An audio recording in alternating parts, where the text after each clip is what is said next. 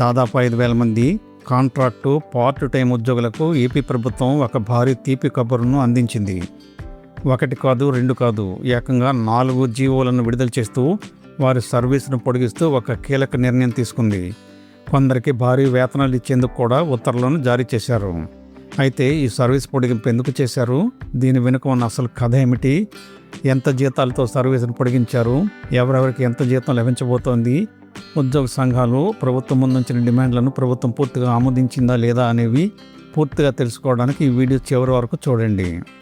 AP ప్రభుత్వం 2026-27 విద్యా సంవత్సరానికి మొత్తం 4,963 మంది ఉద్యోగులకు భారీ ఊరటనిస్తూ ఉత్తర్వులు జారీ చేసింది.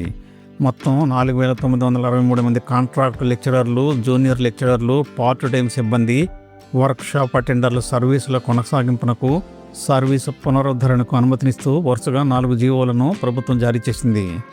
ఈ ఉత్తర్వుల ప్రకారం వీరి సేవలను 2026 జూన్ 1వ తేదీ నుండి 2027 ఏప్రిల్ 30వ తేదీ వరకు 11 నెలల పాటు కొనసాగించేందుకు అనుమతినిచ్చారు. ఉత్తర్వుల్లో 1 నెల విరామంతో నో వర్క్ నో పే విధానంలో సర్వీస్ కొనసాగింపు జరుగుతుందని ఈ జీవోల్లో పేర్కొన్నారు. ఉన్నత విద్యాశాఖ 29/6/2026 విడుదల చేసిన జీవో నెంబర్ 123 ప్రకారం 684 మంది కాంట్రాక్ట్ లెక్చరర్ల సేవలను పునరుద్ధరించారు. వీరిలో 672 మంది ప్రభుత్వ డిగ్రీ కళాశాలల్లోనూ, 12 మంది ప్రైవేట్ ఎయిడెడ్ ఓరియంటల్ కళాశాలల్లోనూ పనిచేస్తున్నారు. 2026 ఏప్రిల్ 30వ తేదీ నాటికి విధుల్లో ఉన్న 60 ఏళ్ల లోపు వయసు కలిగిన కాంట్రాక్ట్ లెక్చరర్లకు ఈ ఉత్తర్వులు వర్తిస్తాయి. అవసరాన్ని బట్టి కాంట్రాక్ట్ లెక్చరర్లను జోన్ల మధ్య సర్దుబాటు చేసే అధికారాన్ని ఉన్నత విద్యాశాఖ కమిషనర్కు ప్రభుత్వం అప్పగించింది. ఈ ఉత్తర్వులను principal secretary incharge J Shyamala Rao జారీ చేశారు. 15/6/2026న పాఠశాల విద్యాశాఖ జీవో నెంబర్ 81 ద్వారా 329 మంది పార్ట్ టైం ఉద్యోగుల సర్వీసు కొనసాగింపుకు అనుమతినిచ్చింది. వీరిలో పార్ట్ టైం జూనియర్ లెక్చరర్లు, సీనియర్ ఇన్స్ట్రక్టర్లు, కంప్యూటర్ టెక్నీషియన్లు, టైప్ రైటింగ్ ఇన్స్ట్రక్టర్లు, ల్యాబ్ అటెండర్లు, ఎంటీఎస్, ఎంఓటీఎస్, అలాగే గంటల వారీ కన్సాలిడేటెడ్ పే ఉద్యోగులు కూడా ఉన్నారు. వీరు రాష్ట్రంలోని ప్రభుత్వ జూనియర్ కళాశాలలు, జనరల్, వొకేషనల్ విభాగాల్లో పనిచేస్తున్నారు. వీరి సర్వీసులను కూడా 2026 జూన్ 1వ తేదీ నుండి 2027 ఏప్రిల్ 30వ తేదీ వరకు 11 నెలల పాటు 1 నెల విరామంతో నో వర్క్ నో పే విధానంలో కొనసాగించేందుకు ఉత్తర్వులు ఇచ్చారు. ఈ ఉత్తర్వులను ప్రభుత్వ కార్యదర్శి కోన శశిధర్ జారీ చేశారు. 18/6/2026న ఉన్నత విద్యాశాఖ టెక్నికల్ ఎడ్యుకేషన్ జీవో నెంబర్ 117 ద్వారా 303 మంది కాంట్రాక్టు పాలిటెక్నిక్ లెక్చరర్లు, 115 మంది కాంట్రాక్టు వర్క్షాప్ అటెండర్ల సేవలను పునరుద్ధరించారు.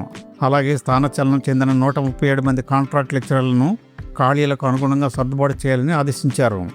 కాంట్రాక్ట్ లెక్చరర్లకు నెలకు 61,960 రూపాయలు, వర్క్షాప్ అటెండర్లకు నెలకు 23,780 రూపాయల పారితోషికం చెల్లించేందుకు ఆదేశాలు ఇచ్చారు. వీరి సర్వీసులను 2026 జూన్ 1వ తేదీ నుండి 2027 ఏప్రిల్ 30వ తేదీ వరకు 11 నెలల పాటు కొనసాగించేందుకు అనుమతినిచ్చారు. ఈ ఉత్తర్వులను principal secretary incharge J Shyamala Rao IAS జారీ చేశారు.